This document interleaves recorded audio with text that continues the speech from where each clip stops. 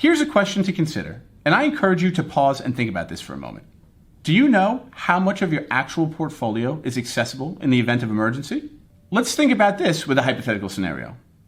Imagine the market takes a steep decline of 20 to 25%, and all of a sudden you have an emergency medical expense and you need to grab $15,000 immediately. If adequate liquidity and withdrawal planning haven't been put into place, you could find yourself in quite the precarious position. Consider someone who had the overwhelming majority of their assets invested in instruments that don't allow them to access them at any point in time.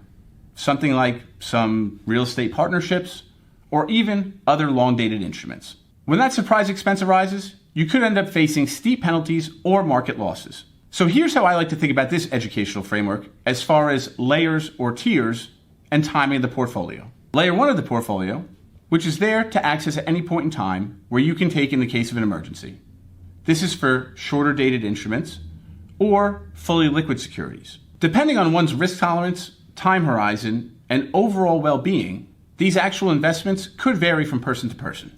But generally speaking, these would be the most liquid investments and also investments not necessarily geared towards maximizing growth.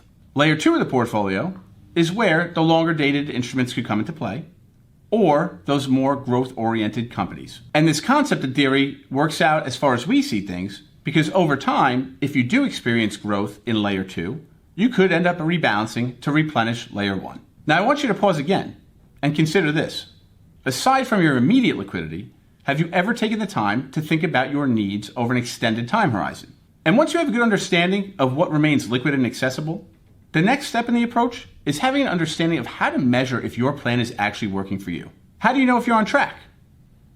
Well, you may have heard of the 4% rule before, which at this point is essentially shorthand for retirement planning. But here's an important caveat to understand when it comes to that 4% rule.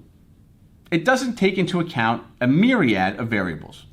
It doesn't take into account emergencies, your asset allocation, any other goals that might arise over time. It doesn't necessarily grasp a complete picture. And in addition to that, it doesn't take into account one of the variables that could end up changing from person to person most significantly, which is tax consequence. The bottom line here is investment returns can change, allocation can change, rules and regulations can change, and life itself can change.